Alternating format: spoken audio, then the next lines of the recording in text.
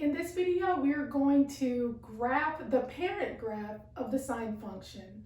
We will also discuss in detail how to read a graph and come up with a standard equation, as well as use a standard equation to come up with the graph. It is assumed that you already know how to use the unit circle before watching this video, so we begin with what we already know. Here we have the unit circle. I'll be using quadrantal angles, which are the angles with terminal points along the x and y axis, and I'll also be using our 45-degree angles from the x and y axis.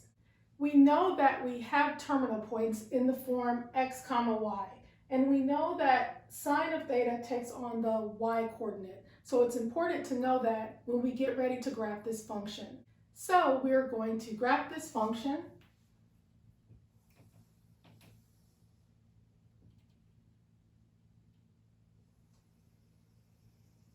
And I'm going to just put our quadrantal angles on the graph because it can get a little cluttered if you put too many angles on the graph. So starting from 0, here's 0, and then we come up to pi over 2. So here's pi over 2. And come around to pi. And put 3 pi over 2 on the graph.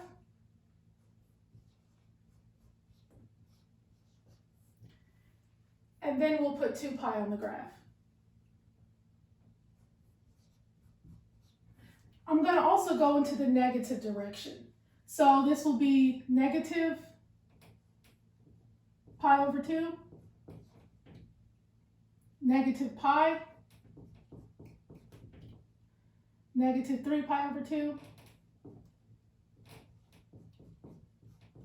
and negative 2 pi. And here we have 1 and negative 1. We will still use our 45-degree angle, and we'll just take note where it's located on the number quadrant. Now let's get ready to plot some points. Remember, sine of theta takes on the y coordinate. So let's look at sine of 0. Sine of 0 is 0. So I'm going to put a dot here. Sine of pi over 4 is root 2 over 2. Root 2 over 2 is approximately 0.7. So pi over 4 is going to be between 0 and pi over 2, right? So it'll be a little less than 1. And sine of pi over 2 is 1. So here we have pi over 2, and we have 1.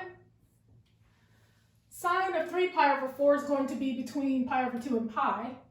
And we get root 2 over 2. So it's going to be like this. And sine of pi is 0. Sine of 5 pi over 4 is negative root 2 over 2, so it's going to be a little bit before you get to 1.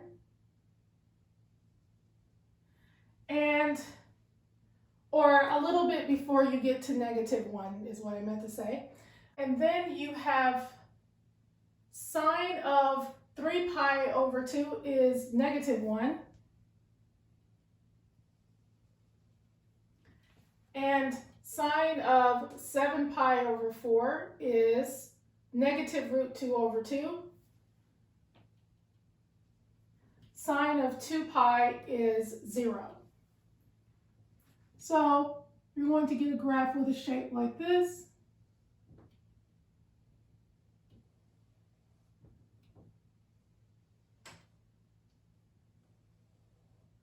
And if we come around and go into the opposite direction, you can do the same thing. So I'll just use our quadrantal angles going into the negative direction because we have a good understanding about the shape of this graph.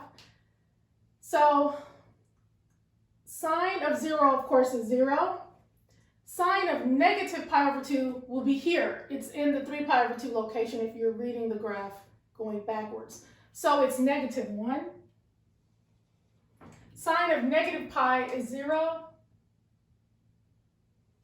Sine of -3 pi over 2 is 1. And sine of -2 pi is 0. So you can see the shape of the graph is going to look like this.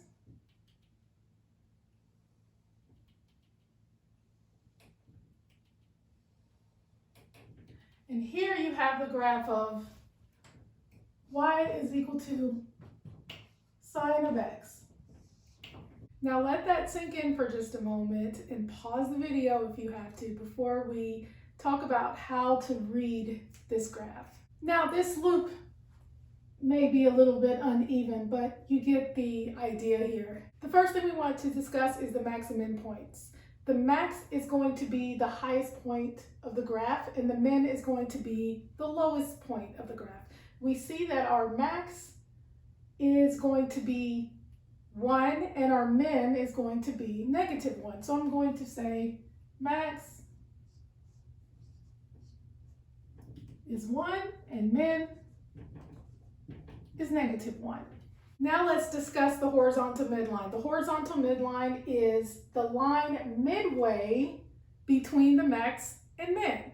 So to find the horizontal midline, you simply add the max and min together and divide by 2. So the horizontal midline is going to be equal to the max and min divided by 2. So it's going to be max plus min divided by 2, which is equal to 1 plus a -1 divided by 2, which is equal to 0 divided by 2, which is 0. And sure enough, the horizontal midline is at y equal 0. Now let's talk about our phase shift, also known as our horizontal shift. Our phase shift will determine whether our graph will go to the right or to the left. We see that our graph begins at 0, so our phase shift is going to be 0. So our phase shift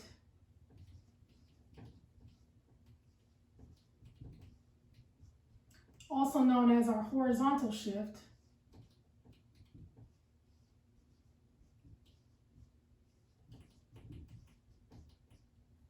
is going to be 0. Our vertical shift determines whether the graph goes up or down. We see that our graph also begins at 0, so our vertical shift is 0. So our vertical shift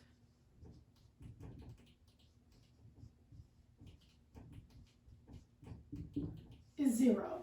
Our amplitude tells us how high and how low our graph will go from the horizontal midline.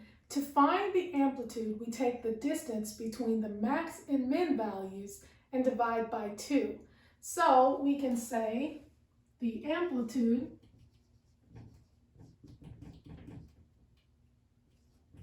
is equal to the maximum value, which is 1. So I'll write the formula first.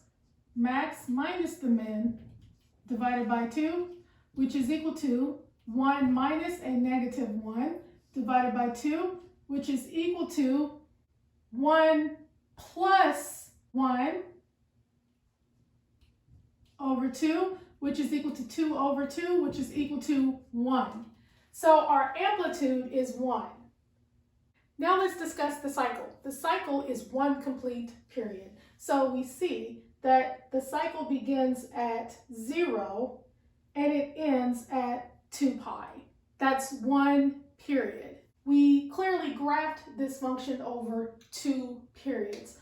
So our cycle is from 0 to 2 pi.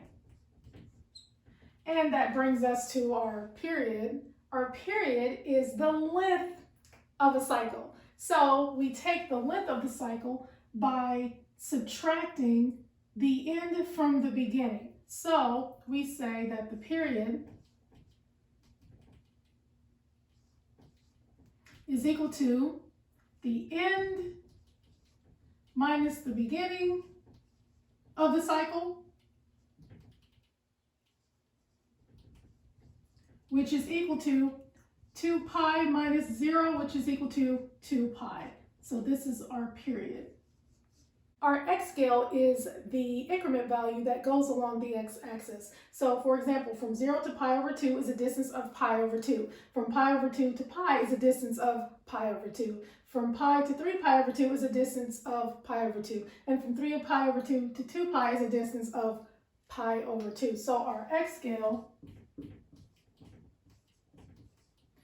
is going to be an increment value of pi over 2.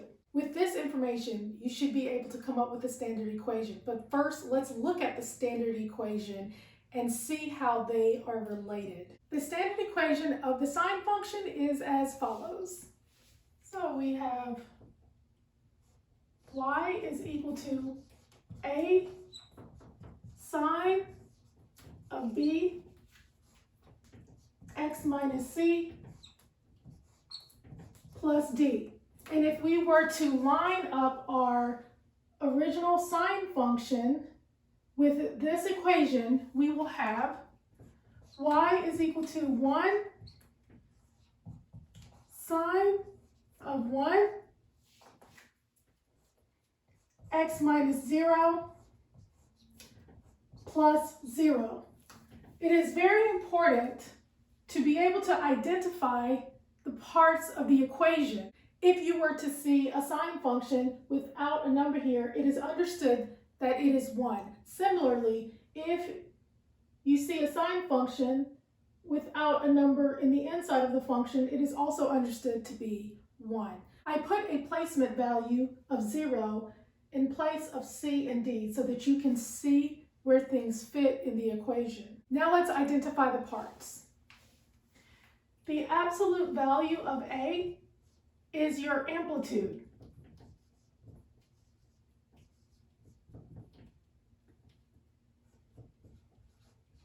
It is also known as your vertical stretch compress.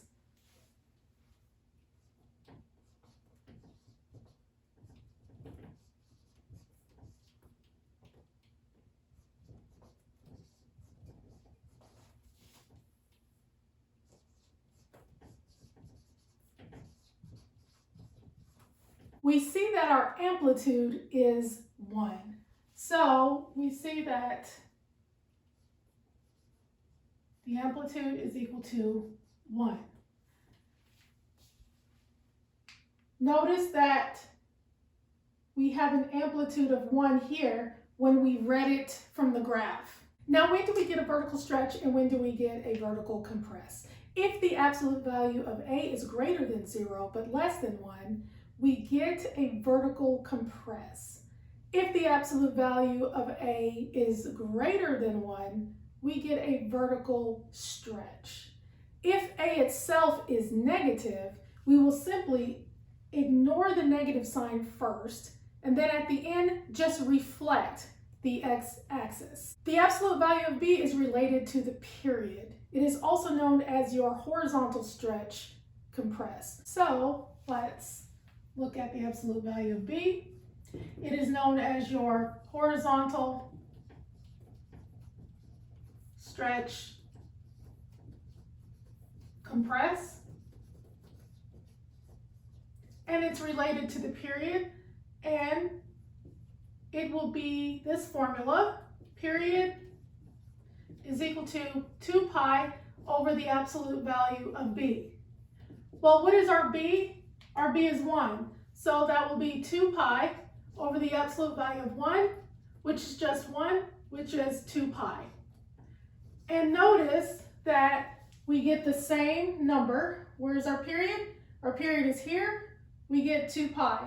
So reading it from an equation as well as reading it from a graph, we get the same answer. Now, when does the graph compress horizontally and when does it stretch horizontally? If the absolute value of b is greater than 0 but less than 1, we get a horizontal stretch. If the absolute value of b is greater than 1, we get a horizontal compress. If b itself is negative, we will graph the sine function as if the negative sign did not exist and then reflect the y-axis at the end. Or better yet, you can use the fact that sine is an odd function, so we can simply pull out the negative sign as if we are reflecting about the x-axis. Our C is our phase shift. So let's look at C.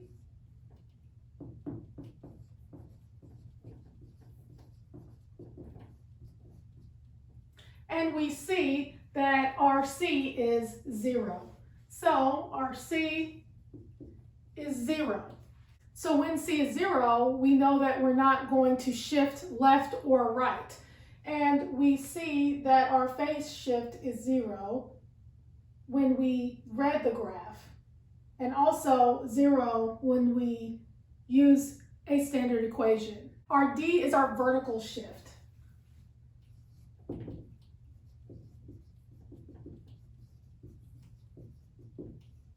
We see that our D is 0. That means that we're not going to shift the graph up or down. And sure enough, it matches up with our vertical shift here. So we know that we're on the right track. How about our cycle? Our cycle is going to begin at C and it's going to end at C plus the period.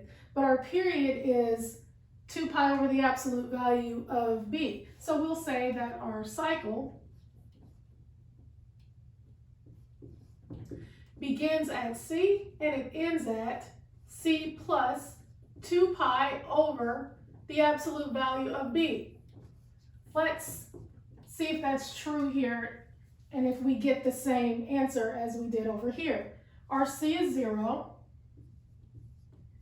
and we said that our period is 2 pi, so 0 plus 2 pi is just 2 pi.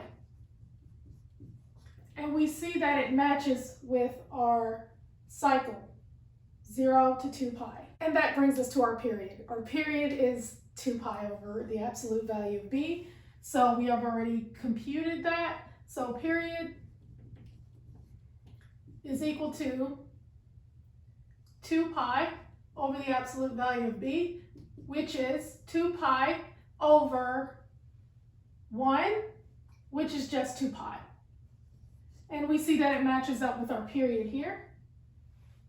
Our period is 2 pi. How about the x scale? To compute the x scale, it will simply be period divided by 4. So our period is 2 pi, and we divide by 4, so that reduces to pi over 2. So you'll always take the period and divide by 4. Sure enough, we get an x scale of pi over 2. And this tells you our increment values along the x-axis. We always begin our graph at C and then add increments of the x scale. So let's pretend that we don't have the graph and we want to find the graph based off of our information here. So we begin at C, which is 0. Begin at C, our C is 0. And let's add increments of pi over 2. So 0 plus pi over 2 is equal to pi over 2. Add again from pi over 2. Pi over 2 plus another pi over 2 is equal to 2 pi over 2. We will reduce at the end. 2 pi over 2 plus another pi over 2 is equal to 3 pi over 2. And let's add one more. 3 pi over 2 plus another pi over 2 is equal to 4 pi over 2. Now let's reduce. 2 pi over 2 reduces to just pi. 4 pi over 2 reduces to 2 pi. Let's see if we have these increment values on the graph. 0 is here. Pi over 2 is our next value. It's here. Pi is our next value. 3 pi over 2 is the next one, and 2 pi is the next value. And you can also go into the opposite direction. Start from C and subtract increments of pi over 2, and you will get the values on the left side of the graph. So 0 minus pi over 2 is negative pi over 2. Subtract another pi over 2, you'll get negative pi. Subtract another pi over 2, you'll get negative 3 pi over 2. Subtract another pi over 2 and you'll get negative 2 pi. If you were just given this information, you should be able to graph and come up with a standard equation. If you were just given the standard equation, you should be able to come up with everything over here and graph. So they're all related. I also want to note that if you're just given this information here and you need to find b to come up with the standard equation, you can simply use this relationship here. Period is equal to 2 pi over b. So I say period is equal to 2 pi over b, and I can just solve for b. b is equal to 2 pi over period, and then I can simply use what we're given here, which is the period, and replace it. So we have b is equal to 2 pi over 2 pi, and anything over itself is just 1. So we see that b is equal to 1. Now what if you have transformations? What if you have something like 3 sine of x minus pi over 2 or something like that?